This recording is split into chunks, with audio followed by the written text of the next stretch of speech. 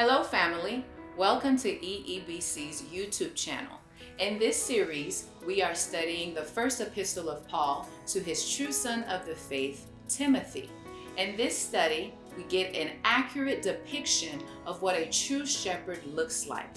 Furthermore, we see what was required of Timothy, the pastor of the Ephesus church, and what was required of the church. These requirements are for our pastors, for our teachers of the word, and for the church. Grab your Bibles, open your heart as we study the word of God together. Here is our teacher, Mizak Dieudonné. Bonsoir, amis auditeurs. Nous comptons pour nous rejoindre encore aujourd'hui pour nous continuer à étudier la parole de Dieu. M'espérer que vous avez passé une très bonne semaine, non seulement vous-même, mais également famille. Quel que soit côté où vous êtes, nous comptons parce que vous rejoignez nous encore aujourd'hui. À nous couper nous pour nos coups de prière. Seigneur, au nom de Jésus, nous approchons dans la présence cet après-midi. Nous remercions Seigneur pour bienfaire envers nous. Nous remercions pour compassion qui va jamais finir. Merci Seigneur parce que vous nous privilège pour nous servir. Merci parce que vous nous privilège pour nous travailler dans le champ là. Merci Seigneur parce que vous nous le souffle de vie. Merci parce que vous conservez ça dans nous. Nous prions Seigneur qu'on soit capable de bénir un moment d'étude biblique que nous avons passé ensemble aujourd'hui. Nous prions Seigneur que tous les amis, téléspectateurs, nous, auditeurs, nous, amis internautes, nous, quel que soit côté où trouvé dans le monde, nous prions Seigneur qu'on bénisse yo même tout ainsi que famille. Nous demandons toute grâce à au Seigneur avec le pardon de nos péchés au nom de Jésus. Amen. Les amis auditeurs, merci parce que vous rejoignez nous encore aujourd'hui. Et donc, nous avons continué avec l'étude biblique que nous commençons déjà sur la première épître de Paul à son enfant légitime dans la foi, Timothée. La dernière fois que nous étions ensemble, nous étions dans le premier chapitre là, et encore nous avons arrêté dans le premier chapitre encore à soir. Mais dernière fois nous étions ensemble, nous avons gardé ensemble, considéré, étudié ensemble, mot à mot, verset par verset, les versets 12 jusqu'au verset 14e. Et dans trois versets, le verset 12 par exemple, nous avons ensemble que l'apôtre Paul dit c'est Seigneur qui bat la force, que c'est Seigneur qui considère comme un monde qui est fidèle, et Seigneur également mettez-lui à son service. Dans le verset 13, nous avons que l'apôtre Paul lui parlait premièrement de trois bagailles que le théier avant Jésus t'a rencontré avec sur la route de Damas. Premièrement, l'apôtre Paul dit dans le verset 13 que le théier un blasphémateur. Deuxièmement, Paul dit que le théier un persécuteur. Et troisièmement, Paul dit également que le théier un homme violent. Dans le même verset 13 là, l'apôtre Paul lui mentionnait aussi trois bagailles que le Seigneur fait dans la vie. Trois bagailles que le Seigneur y est pour lui-même. Dans le verset 14, notez que l'apôtre Paul montrait que la grâce de Dieu, l'abondante grâce de Dieu, que le Seigneur Jésus vidait sur la vie, qui fait les changer qu'on y a, qui fait le transformer qu'on y a. Je dis, nous allons considérer verset 15 pour arriver dans le verset 17. Et moi, prier que le Seigneur bonne possibilité pour lire, si on compte lire, prends copie parole, mon Dieu, avec nous, pour nous lire la parole du Seigneur dans 1 Timothée, chapitre 1er, verset 15 à 17. Je vais lire premièrement en anglais et deuxièmement, je vais lire en créole également. Verset 15. Here is a trustworthy saying that deserves full acceptance. Christ Jesus came into the world to save sinners, of whom I am the worst. But for that very reason, I was shown mercy, so that in me, the immense patience of Christ would be displayed as an example for those who would believe in him and receive eternal life.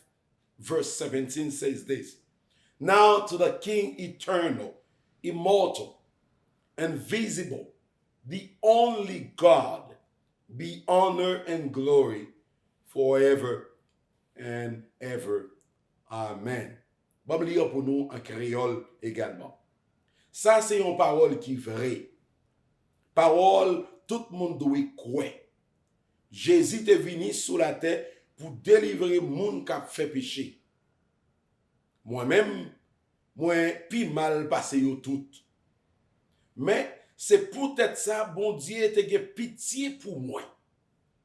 Moi-même qui te plus mal passé au tout, c'est pour moi, Jésus-Christ te montré Jean qu'a gen patience. Comme ça, moi tourne un exemple pour tout le monde qui pita va gen pour mettre confiance dans lui, puis au ka recevoir la vie qui va jamais finir. Verset 17 pour nous finir. C'est peut-être ça. On chante, on fait louange pour lui, pour tout temps. Lui-même qui c'est seul bon Dieu, nous pas qu'à ouer. Ouan qui là pour tout temps, et puis qui pas jamais mourir. Amen. Il y a 4 choses dans 3 versets ça yo que à soya, nous attirer attention sur yo pendant que nous avons étudié 3 versets ça yo mot à mot, verset par verset. 4 bagages que nous avons rapidement pendant petit temps d'études bibliques à soya ou avec vous. Je vais éviter aussi ou bien en plume, ou bien un cahier de notes, par anti-notes, peut-être que ça utile dans la vie également. Première chose que nous avons regardé, moi je lis a great reminder. Yon rappel, yon gros rappel. A great reminder. Nous avons commencé dans le verset 15 là, à soya. Et dans le verset 15, si vous payez attention à texte là, comme étudiant de la Bible, si vous prêtez une attention très soutenue à texte, vous remarquez que il y a une démarcation que Paul a fait entre verset 14 là, et verset 15. Si vous songez bien dans verset 14, Paul a montré que la grâce de Dieu, la grâce abondante de Dieu, c'est ça qui transforme la vie. C'est ça qui change la vie. Et entre verset 14 et verset 15, il y a un bagage qui sous-entendu dans le texte là. Listen, pay attention. L'on lire la parole de Dieu, pas seulement lire la parole de Dieu pour lire. Parce que sous lire verset 14, pour aller tomber dans verset 15, on va remarquer dans la construction texte là, dans la construction phrase là, il y a un bagage qui est dans tête auteur, que l'auteur n'a pas écrit dans la lettre là. Parce que dans verset 14, apôtre Paul dit que c'est grâce bon Dieu, grâce abondante bon Dieu, que bon Dieu vidé sous lui. Et l'arrivée dans verset 15, apôtre Paul Kounia a rappelé auditeur Lio, ou il a rappelé lecteur Lio, que raison qui fait Jésus est venu sur la terre.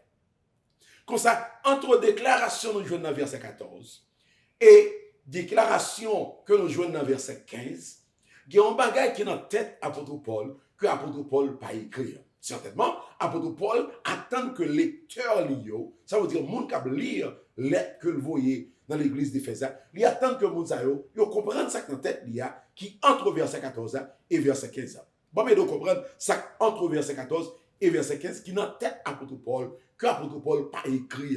Mais si vous comprenez le texte ça, ou après dans le texte là, même s'il sous-entendu. C'est que Paul a posé une question. Et question c'est, pour ça même bon Dieu fait toute qualité grâce ça. Pour ça, la grâce abondante de Dieu, ce que le dit dans le verset 14, pour ça, cette grâce abondante, bon Dieu fidèle, sous moi-même, apôtre Paul.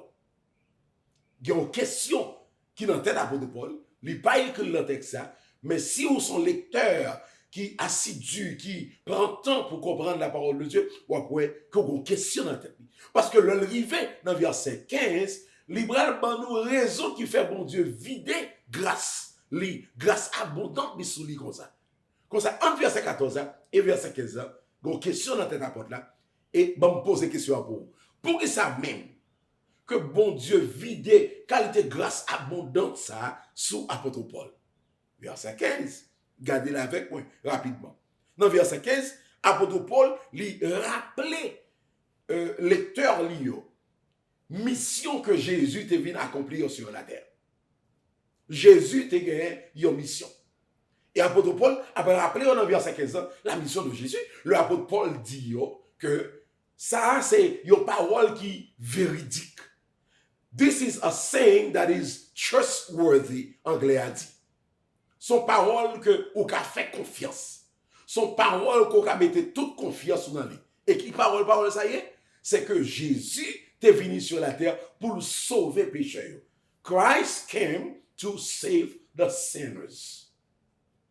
Now, that is the reason why God poured out his abundant blessing, his abundant grace upon Paul. Parce que Jésus est venu pour sauver les pécheurs. Jésus est venu pour sauver les pécheurs. Et dans la dernière partie, verset 15, là, qui est lié avec verset 16, apôtre Paul dit, lui-même, c'est le plus gros péché qui existait. C'est le premier péché. Donc, c'est le premier péché. Et lié, dernière partie, verset 15, là, avec verset 16, là. Les liés ensemble. Et ça, apôtre Paul a montré ici, c'est que si Jésus est venu pour sauver les pécheurs, et que lui-même, c'est le premier pécheur, donc ça, c'est raison qui fait bon Dieu vider grâce sur lui-même en abondance pour qu'à racheter, pour qu'à sauver, pour qu'à transformer la ville. Cependant, il y a un bagage que nous devons comprendre dans le texte là.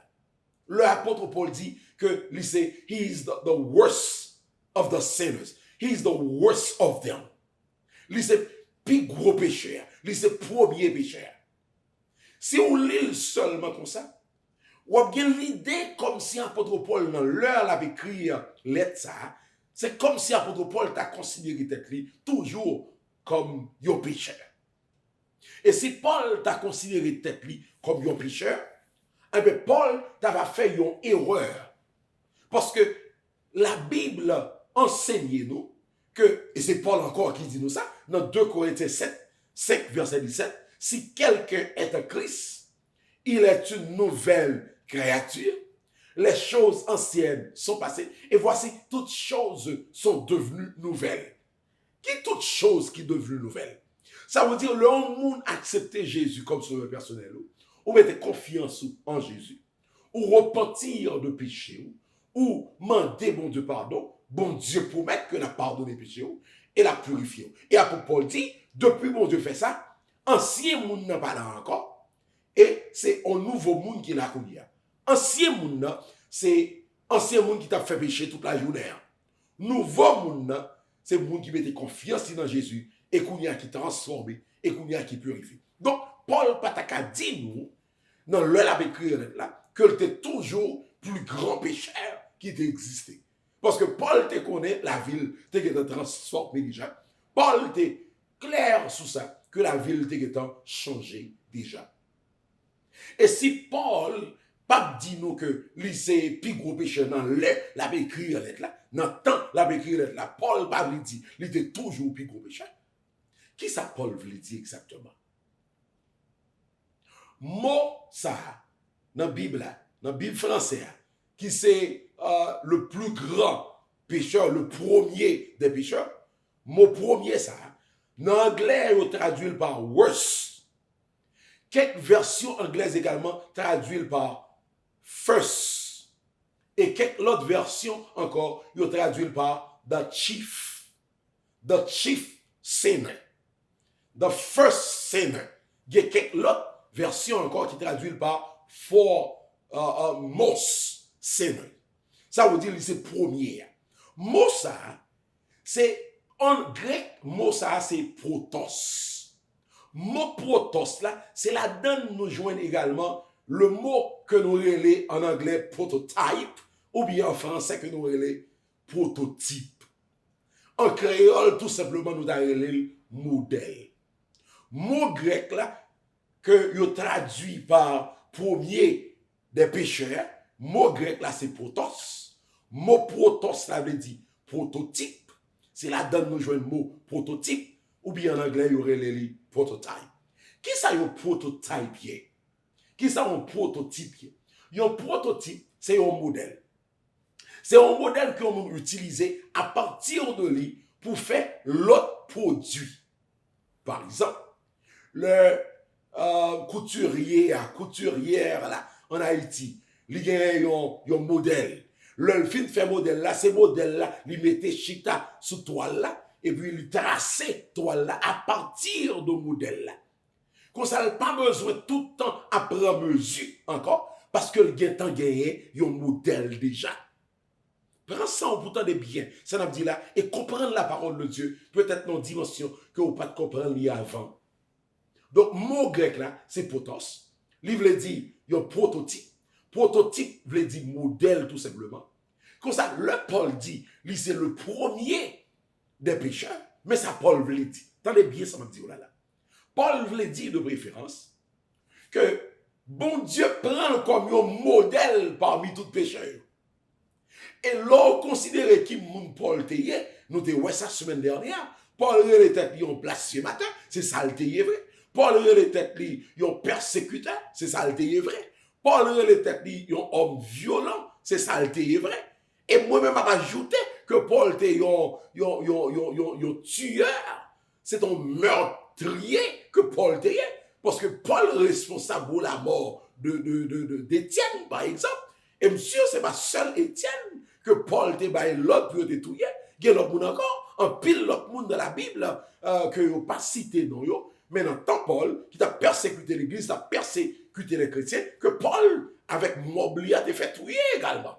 Donc, le Paul considérait toute qualité bagaille sale que le fait contre Jésus, contre l'évangile, contre la propagation de l'évangile. Ah, Paul considérait tête comme un modèle de pécheur. Tendez bien ce magdoula là. Mais ça, Paul veut dire, en résumé. Paul veut dire, si moi-même, qui est un gros persécuteur, si moi-même, qui est un gros blasphémateur, si moi-même, qui est un homme si violent et touillé chrétien, si moi-même, bon Dieu, qui a fait grâce, pas mon péché sous la terre, bon Dieu, pas fait grâce. Pas un monde sous la terre que mon Dieu m'a fait grâce. Donc c'est ça Paul a dit, leur dit que lui c'est le premier des pécheurs. Paul pas dit que dans l'heure t'a écrit là, il était toujours pécheur. Parce que nous pas pécheurs encore. Le jour où nous t'avons accepté Jésus, nous nous transformés, nous changés, nous pas pécheurs encore parce que nous justifiés. C'est Paul qui dit nous dans Romains 8, le verset 33e, que qui monde qui a condamné nous? Qui monde même qui a condamné nous? Parce que c'est bon Dieu qui justifie. Et le bon Dieu justifie nous. Bon Dieu pas ouais nous comme pécheurs encore. Le bon Dieu justifie nous. Bon Dieu ouais nous comme petit lit.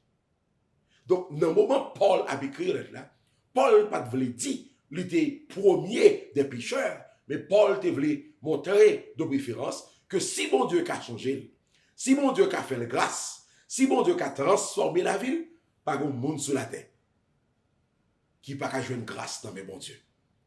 Si mon Dieu a lavé péché, Paul, malgré tout ça le fait, mon Dieu, malgré tout ça le fait Jésus, malgré tout ça le fait les serviteurs de Jésus dans le temps parlé, malgré tout ça le fait, si bon Dieu a grâce pour lui, pas de monde sur la terre que mon Dieu va avoir grâce pour lui. Les amis auditeurs, ou même quand vous beaucoup il y a des amis téléspectateurs, internautes, pas gagner péché qui dans la vie, qui a dépassé la grâce de Dieu.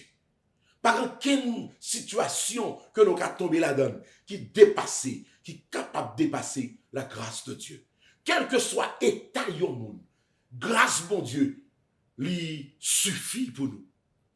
Et c'est ça Paul a dit nous.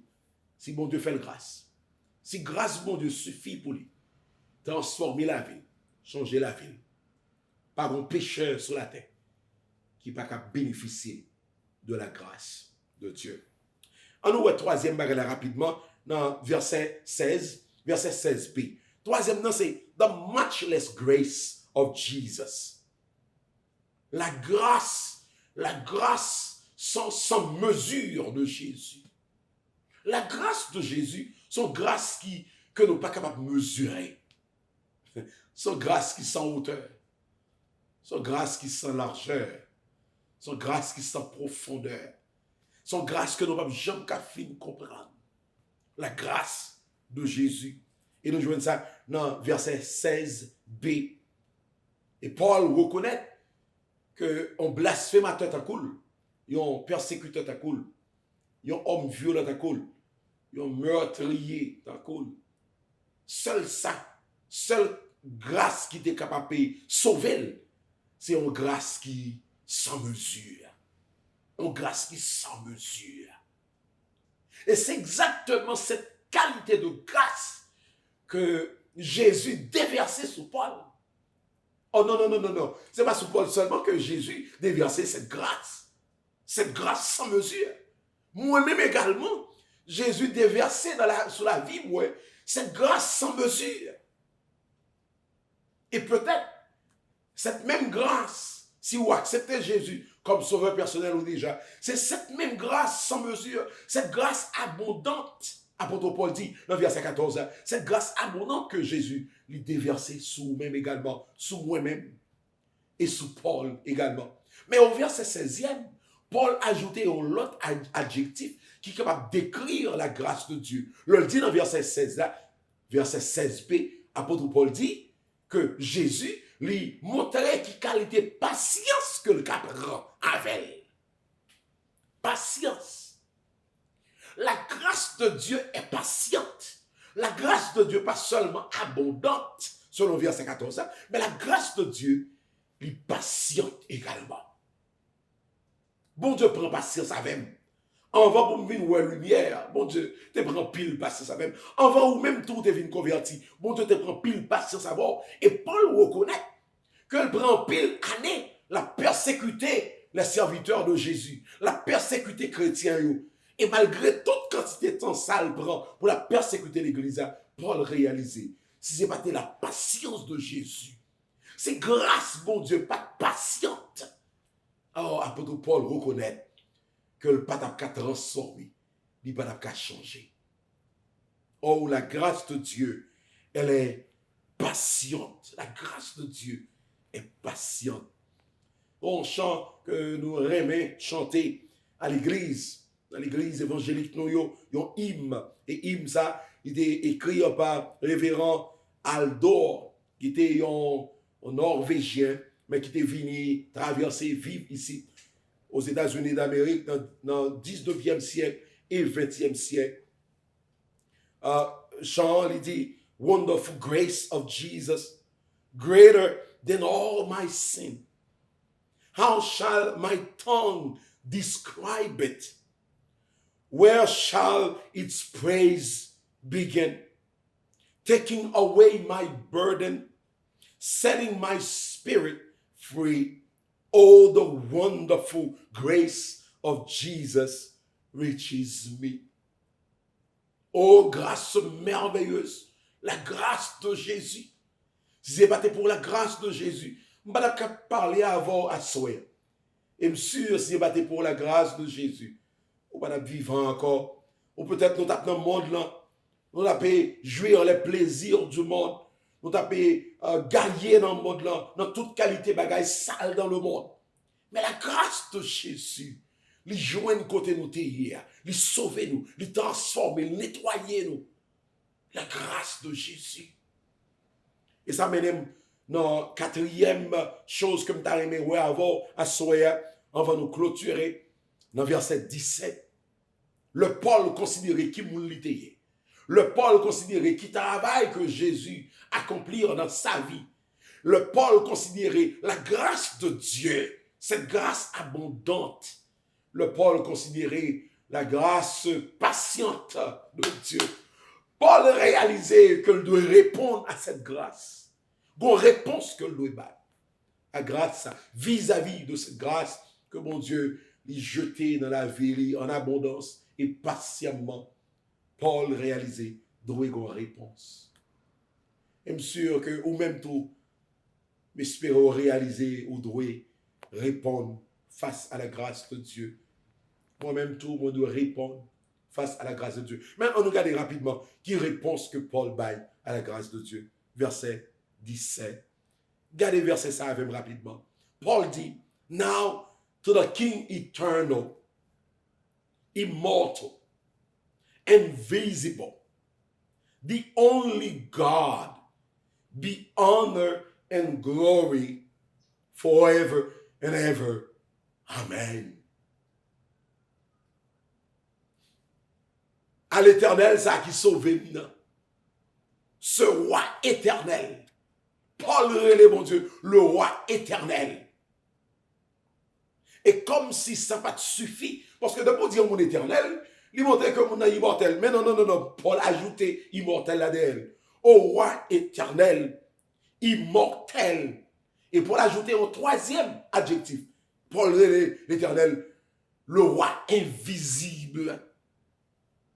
Mais ça m'a suffi pour Paul. Paul dit, seul Dieu. C'est pas Mahomet. C'est pas la Vierge Marie. Seul Dieu. Parce que Mahomet n'a pas changé la vie moun. Mahomet n'a pas transformer la vie moun. Par aucun philosophe qui a changé, transformé la vie moun. D'ailleurs, Paul était un philosophe. Si philosophie était qu'on changer la vie moun. Paul était philosophie, non même. La vie Paul a changé. Mais Paul réalisait que les philosophies de ce monde n'ont pas transformer la vie moun. Et Paul réalisait que c'est seulement le Dieu éternel, le Dieu immortel, le Dieu invisible, le seul Dieu. Et Paul dit, à mon Dieu ça, soit l'honneur, soit la gloire, au siècle des siècles. Et Paul ajoutait d'elle, Amen. Verset 17 là, c'est une doxologie liée. Une doxologie, c'est une louange. C'est une louange que le monde a adressé à Dieu. Il y aurait ça une doxologie.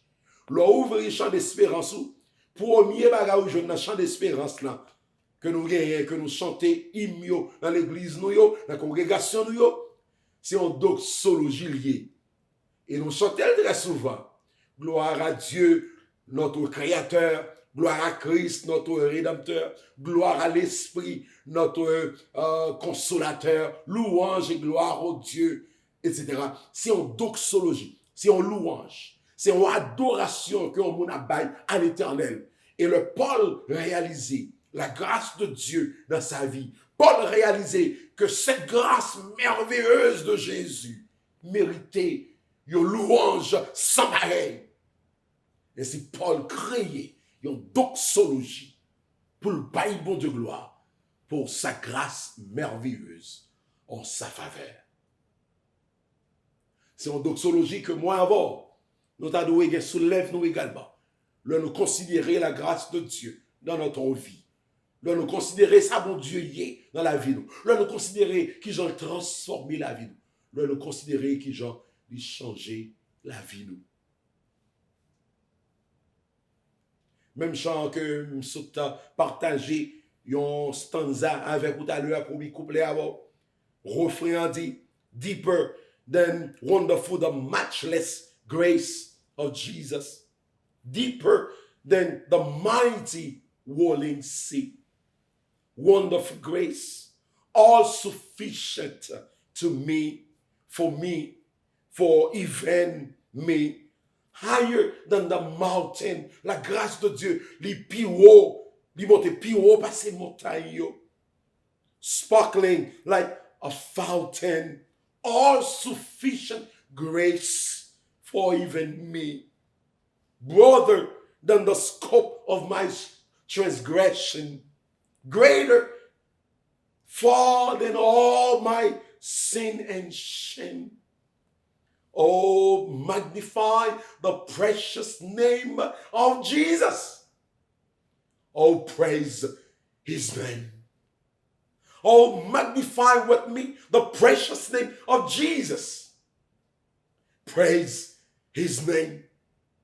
La louange de Jésus, il doit soulever nous. Là, nous considérer ça lié pour nous. Ça le fait pour nous. Prochaine fois, on rentre dans le sanctuaire. Côté frères et sœurs réunis pour adorer le Seigneur dans la congrégation. Pas quitter le monde dire pour louer bon Dieu encore. Pas quitter le monde dire pour lever main pour adorer le Seigneur. Pas quitter le monde forcer pour chanter la gloire de Dieu. Parce que là, nous considérer la grâce merveilleuse de Jésus envers nous. Là, nous considérer sa patience envers nous. Ça suffit, à l'instar de Paul, pour nous dire, oh roi éternel, immortel, invisible, seul Dieu, soit l'honneur et la louange au siècle des siècles. Amen. Seigneur, merci. Merci parce que vous sauvez nous. Merci parce que vous montrez nous grâce. Merci parce que ta grâce merveilleuse, là nous t'es perdu dans le monde, t'es joint nous. Et avec notre grâce, Seigneur, vous lavez nous, vous transformez nous, vous purifiez nous, vous faites de nous. Ça nous y est, je dis. Seigneur, désormais, nous voulons chanter ta gloire. Désormais, nous voulons louer. Désormais, nous voulons exalter. Désormais, nous voulons chanter louange. La journée est à couleur nuit. Parce que pour grâce qu'on fait, nous, vous méritez une louange sans pareil. Vous méritez une adoration sans pareil. Merci pour nos amis qui te rejoignent nous encore aujourd'hui pour cette étude biblique. Bénir yo et bénir famille également. C'est au nom de Jésus nous prions. Amen. Les amis auditeurs, téléspectateurs, les amis internautes, merci encore parce que tu rejoint nous encore ce soir pour nous étudier la parole de Dieu. Oui, merci. Et à l'instar de Paul m'a dit, ô roi éternel, immortel, invisible, seul Dieu, soit honneur et louange au siècle des siècles. Amen. Jusqu'à ce que nous rejoignions encore la semaine prochaine. Pratiquez parole ça, vivez et pas quitter le monde. Chantez la gloire de Dieu dans la place où à cause de ça, Jésus fait pour nous. Bonsoir.